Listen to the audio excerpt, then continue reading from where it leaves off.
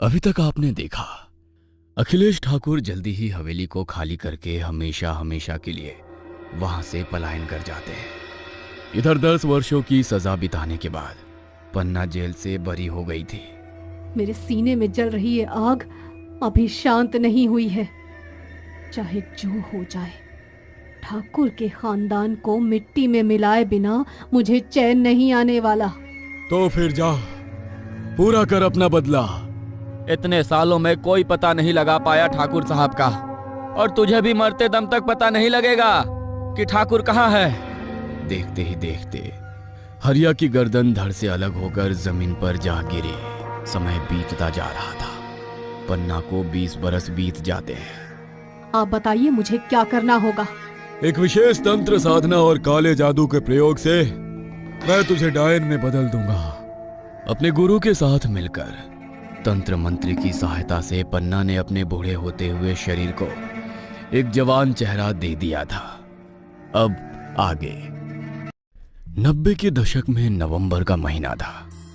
मौसम ने करवट लेनी शुरू कर दी थी, जिससे दिन छोटे और रात गहरी लंबी होने लगी थी। वो अमावस्या की गहरी रात थी। हलचल के नाम पर सड़कों पर कहीं दूर से सिर्फ कुत्तों के रोने की आवाज सुनाई दे रही थी। यूपी के गोरखपुर में रहने वाली डिंपल एक सरकारी विभाग में नौकरी करती थी। घर से दफ्तर की दूरी अधिक होने के कारण अक्सर ही उसे लौटते हुए काफी देर हो जाया करती थी।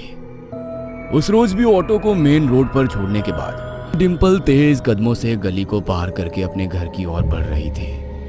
कोहरे की घनी चादर ने माहौल धुंधला कर दिया था, जिसके कारण इक्का दुक्का दुकानों को छोड़कर बाकी सब लगभग बंद हो चुका था।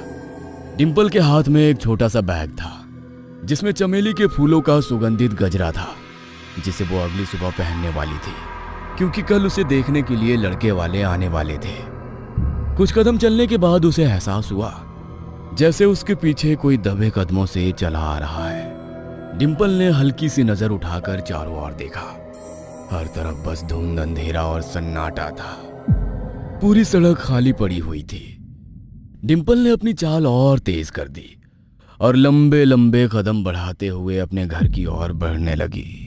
डिंपल ने महसूस किया कि अब उसे अपने आसपास से किसी के पायल की छम छम सुनाई दे रही थी। डिंपल ने उत्सुकतावश एक बार फिर पीछे मुड़कर देखा। इस बार उसे अपने पीछे एक 5.5 फीट की पतली दुबली छरहरे बदन और लंबे बालों वाली महिला मादक सी चाल से चलती हुई नजर आई। ये महक अपने पास खींच लाई है मुझे। ऐसा क्या है तुम्हारे इस बैग में? कुछ भी तो नहीं, बस एक गजरा है। इतना कहकर डिंपल तेज कदम बढ़ाते हुए अपने घर की ओर बढ़ रही थी। डिंपल ने महसूस किया वो औरत अभी भी उसके पीछे पीछे ही आ रही है। ना जाने क्यों डिंपल को अब कुछ अजीब सा महसूस होने लगा और तेजी से वो अपने घर में घुस गई।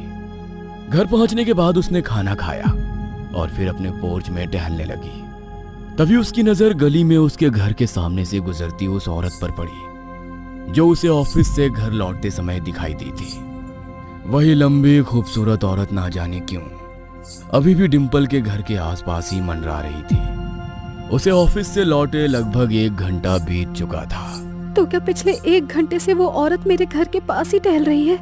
ये ख्याल आते ही अगले ही पल मानो डर की एक तेज लहर उसके पूरे अस्तित्व को हिला गई थी। डिंपल ने आओ देखा ना ताओ वो झटके से घर के अंदर जाकर अपने कमरे में लेट जाती है। 1-2 दिन बात आई गई हो गई थी। कुछ दिन बाद ऑफिस से लौटते समय एक बार फिर से उसे अपने पीछे किसी के कदमों की आहट सुनाई देती है। इससे पहले कि वो कुछ समझ पाती, एक औरत उसे उसका नाम लेकर पुकारती है। डिंपल? डिंपल के तेजी से आगे बढ़ते हुए कदम अचानक से ठिठक गए थे। वो रुककर पीछे मुड़कर देखती है। आज भी वही औरत उसके ठीक पीछे खड़ी हुई थी। कौन हो तुम? मेरा नाम कैसे जानती हो? अरे घबराओ मत, मैं यहीं ब्लॉक 201 में रहती हूँ। एक्चुअली मेरा एक पार्लर है। अपने पार्लर के अंदर से मैं रोज तुम्हें आते जाते देखती थी। वैसे तो ब्यूटिशियन हूँ, लेकिन आपकी ब्यूटी की तो मैं कायल हो गई हूँ। क्या बाल हैं आपके, और स्किन तो देखो, और ये खूबसूरत आंखें। अच्छा, तुम्हें कभी भी पार्लर आने का मन होना तो बिना सोचे समझे चली आना, ठीक है?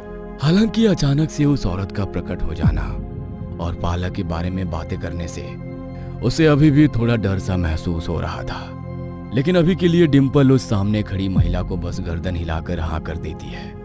उस पार्लर वाली औरत से मिले अभी 2 दिन ही हुए थे कि अचानक डिंपल के चेहरे पर बड़े बड़े लाल रंग के दाने उभरने लगते हैं, जिससे परेशान होकर डिंपल किसी पार्लर में जाकर ब्यूटी ट्रीटमेंट लेने के लिए सोचती है। उस 201 वाले पार्लर में ट्राई करूं क्या? बेचारी ने अपने पार्लर का एडवर्टाइजमेंट करने के लिए कितने दिन मेरे आगे पीछे चक्कर लगाए हैं। डिंपल 201 नंबर के सामने पहुंचती है। सामने एक बड़ा सा बोर्ड लगा था जिस पर लिखा था कामिनी ब्यूटी पार्लर। थोड़ा हिचकिचाते हुए डिंपल पार्लर के अंदर जाकर देखती है तो थोड़ा हैरान हो जाती है।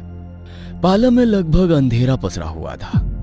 बस हल्की भीनी सी लाल और नीली रोशनी में पूरा पार्लर नहाया हुआ दिखाई दे रहा था। वो चारों ओर गर्दन घुमाकर अभी भी पार्लर को अच्छी तरह देख ही रही थी कि तभी उसके कंधे पर कोई हाथ रख देता है, जिससे डिंपल थोड़ा घबरा जाती है। अरे मैम, आप घबरा क्यों रही हैं? आप आराम से बैठ जाइए, मैं कामिनी जी को आपके पास लेकर आती हूँ। मैम, आपकी क्लाइंट आ गई हैं, आप बाहर आ सकती हैं। उस लड़की को गए अभी 2 मिनट ही बीते थे कि अंदर से छरहरे बदन और लंबी सी चोटी कमर पर लहराते हुए वही खूबसूरत सी महिला धीमी कदमों से उसके पास आकर खड़ी हो जाती है। पहचाना मुझे? हाँ हाँ, हम लोग उस दिन रात में मिले थे ना। ये तो मुझे पता था कि तुम आओगी, लेकिन इतनी जल्दी मिलना होगा ये नहीं जानती थी। क्या ट्रीटमेंट लेना है? पता नहीं अचानक से मेरे चेहरे पर ये कैसे दाने आ गए हैं। मैं तो अपना चेहरा ही पहचान नहीं पा रही हूँ। प्लीज इनका कुछ करिए ना। एक आपकी स्किन है, कितनी ग्लोइंग है और ब्यूटीफुल भी है, और देखो ना, एक मेरी स्किन है, 25 की उम्र में 45 की लग रही हूँ मैं। ओह, थैंक यू सो मच। बस तुम्हारे जैसे खूबसूरत कस्टमर की देन है जो मेरी स्किन इतनी अच्छी है। क्या मतलब, कस्टमर की वजह से आपकी स्किन ब्यूटीफुल कैसे हो सकती है? अरे छोड़ो, मैं तो मजाक कर रही थी। इससे मिलो, ये मेरी असिस्टेंट है नीरू। नीरू, मैडम के लिए एंटी एक्ने ट्रीटमेंट की तैयारी करो। पहली बार हमारे पार्लर में आई हैं, इन्हें निराश नहीं करना है बिल्कुल भी, ठीक है? लेकिन मैम, ट्रीटमेंट लेने के लिए तो इन्हें नाइट में आना होगा ना? अरे हाँ, नीरू एकदम ठीक कह रही है। एक्चुअल में तुम्हें जो ट्रीटमेंट करवाना है ना, ये मैं रात में ही करती हूँ, क्योंकि इसके बाद स्किन पर धूप नहीं लगनी चाहिए, वरना साइड इफेक्ट भी हो सकते हैं। तुम ऐसा करो ना, आज तो संडे है, तुम कल ऑफिस से लौटते हुए ही सिटिंग ले लेना। लेकिन मुझे तो ऑफिस से लौटते हुए 8 बज जाते हैं। आपका पार्लर इतनी नाइट तक खुला रहेगा? मेरा पार्लर तो 24/7 खुला रहता है, बल्कि मैं तो ज्यादातर ट्रीटमेंट रात में ही करती हूँ। मुझे कोई प्रॉब्लम नहीं है। डिंपल अभी बात कर ही रही थी कि तभी उसे सामने से पार्लर में आती एक औरत दिखाई देती है। अरे आइए मिसेस शर्मा, आप बताइए कैसा लगा आपको मेरा हेयर ट्रीटमेंट? कुछ फायदा रहा या नहीं? अरे कामिनी, तुम्हारे नॉलेज की तो दाद देनी पड़ेगी। तुम खुद ही देख लो, मेरे बाल इतने घने, काले और चमकदार हो गए हैं कि सब मुझसे मेरे बालों का सीक्रेट पूछने लगे हैं अब। Thank you so much. क्या वाकई आपके ये जो लंबे बाल हैं वो कामिनी जी की ट्रीटमेंट की वजह से हुए हैं? हाँ हाँ बिल्कुल, कामिनी की तो बात ही अलग है। यहाँ आने पर तो जैसे लाइफ ही चेंज हो गई हो। वैसे तो मेरे बाल पहले भी लंबे थे, लेकिन कामिनी के ट्रीटमेंट के बाद तो इतने खूबसूरत हो गए हैं कि मैं क्या ही बताऊं। मिसेस शर्मा के मुंह से पार्लर की इतनी तारीफ सुनकर अब डिंपल के मन में भी इच्छा होने लगती है कि वो भी एक बार ट्रीटमेंट ट्राई करके देखे। अच्छा ठीक है, मैं ट्रीटमेंट करवाने के लिए तैयार हूँ। आप मेरा अपॉइंटमेंट बुक कर लीजिए कल 8:30 के लिए। जैसे ही डिंपल अपने लिए ट्रीटमेंट बुक करती है, उसे महसूस होता है कि पीछे की तरफ लगा हुआ बल्ब लगातार फ्लक्चुएट होना शुरू हो गया है। देखते ही देखते वो बल्ब टूटकर नीचे गिर पड़ता है और कमरे में अंधेरा फैल जाता है। उसी अंधेरे में डिंपल को वहां पर एक परछाई नजर आती है, जिसे देखकर डिंपल बहुत घबरा जाती है। ये क्या है? आपके पीछे कोई है कामिनी जी? मेरी बात पर यकीन करिए, कोई है वहां पर। अरे शांत हो जाओ डिंपल, कुछ नहीं है।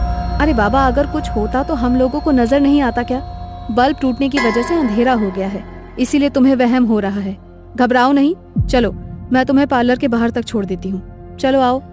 कामिनी मुस्कुराते हुए उसे पार्लर के बाहर तक छोड़ देती है। डिंपल पार्लर से निकलकर अपने घर की ओर जाने लगती है। लेकिन रास्ते में उसे बार बार ऐसा लग रहा था जैसे कोई छुपकर उसे देख रहा हो। अपना वहम दूर करने के लिए वो बार बार पीछे मुड़कर देखती, लेकिन हर बार उसे अपने पीछे कोई भी नजर नहीं आता। हैरान परेशान सी वो अपने घर पहुंच जाती है। अगले दिन सोमवार था। रात को 8 बजे का डिंपल का अपॉइंटमेंट बुक हो चुका था, इसलिए ऑफिस से निकलकर वो जल्दी जल्दी पार्लर की ओर बढ़ने लगती है। पार्लर के ठीक सामने पहुंचने पर अचानक से सफेद कपड़े पहने हुए एक औरत उसके सामने आ जाती है। उस औरत ने घूंघट से अपना पूरा चेहरा ढका हुआ था। रात के अंधेरे में इस तरह से घूंघट करके उसके सामने खड़ी हुई वो महिला डिंपल को बहुत ही रहस्यमय लग रही थी। चली जाओ वरना पछताओगी, जाओ यहाँ से। अरे अरे कौन हो तुम? कैसी बातें कर रही हो? मैं तो तुम्हें जानती तक नहीं हूँ। ये घूंघट क्यों लगा रखा है तुमने? घूंघट हटाकर अपना चेहरा तो दिखाओ। और किस बारे में बात कर रही हो? मैं क्यों पछताऊंगी? ऐसा क्या किया है मैंने? पहले भी आई थी मैं तुम्हें सावधान करने, लेकिन तुम्हें समझ में नहीं आया। वक्त हाथ से निकलता जा रहा है। डिंपल हैरान होकर उस औरत की बात सुनी रही थी कि तभी अचानक से पार्लर का दरवाजा खुलता है और कामिनी अपनी लंबी सी चोटी को हिलाते हुए बाहर आ जाती है। डिंपल, तुम वहां क्यों खड़ी हो? अंदर आओ ना। कामिनी जी, मैं तो अंदर ही आ रही थी, लेकिन पता नहीं अचानक से मुझे ये औरत क्यों मिल गई। डिंपल जैसे ही नजर घुमाकर देखती है तो उसके सामने से वो घूंघट वाली औरत गायब हो चुकी होती है। किसके बारे में बात कर रही हो डिंपल? अरे अभी 1 मिनट पहले तक तो यहीं पर खड़ी थी, पता नहीं अचानक कहाँ चली गई। मुझे समझ नहीं आ रहा आजकल मेरे साथ क्या हो रहा है। काम का स्ट्रेस बहुत ज्यादा हो गया है लगता है। डॉक्टर को दिखाना पड़ेगा मुझे। मेरा दिमाग अपनी जगह से हिल गया है। इतना कहकर डिंपल हंसते हुए पार्लर के अंदर चली जाती है। नीरू, डिंपल मैम की आंखों पर पट्टी लगा दो, उसके बाद हम लोग ट्रीटमेंट शुरू करते हैं। अब लेकिन पट्टी की क्या जरूरत है? अरे बाबा, केमिकल्स और क्रीम आंखों में जाकर तुम्हारी आंखों की रोशनी को इफेक्ट कर सकते हैं, इसीलिए हम आंखों पर पट्टी लगाकर ही ट्रीटमेंट करते हैं। डोंट वरी, मैं हूं ना, सब कुछ संभाल लूंगी। तुम बस बिल्कुल रिलैक्स होकर यहाँ चेयर पर आंखें बंद करके बैठ जाओ। अरे बहुत इफेक्टिव है मेरा ट्रीटमेंट, एक ही बार में रंगत बदल दूंगी तुम्हारी। डिंपल चेयर पर बैठकर आंखें बंद कर लेती है और कामिनी की असिस्टेंट नीरू एक पट्टी लाकर उसकी आंखों पर बांध देती है। डिंपल की आंखें बंद करने के बाद तकरीबन 1 घंटे तक कामिनी और नीरू मिलकर कुछ ट्रीटमेंट करते हैं। 1 घंटे के बाद जब डिंपल के चेहरे से पट्टी हटाई जाती है तो डिंपल अपना चेहरा देखकर हैरान रह जाती है। ओह माय गॉड, लग ही नहीं रहा कि मैं हूँ। मेरे चेहरे पर इतने दाने थे कि उनकी गिनती करना भी संभव नहीं था। ऐसा क्या कर दिया आपने 1 घंटे में? आधे से ज्यादा धब्बे और वो दाने सब गायब हो गए। अरे मैंने तुमसे कहा था ना, बस मुझ पर भरोसा रखो। देखो, तुम्हें अभी 2 सिटिंग के लिए और आना होगा, उसके बाद तुम देखना आईने में। देखोगी ना अपने आप को तो खुद पहचान नहीं पाओगी, जीवन भर याद रखोगी। कामिनी को, जो मेरे पार्लर में एक बार आता है ना, कभी भूलता नहीं है मुझे। कामिनी के पास ऐसा क्या जादू है जिससे वो सबको सुंदर बना देती है? क्या वाकई कामिनी ब्यूटी पार्लर आकर डिंपल की समस्या हल हो गई है, या उसने किसी बड़ी प्रॉब्लम को दावत दे दी है?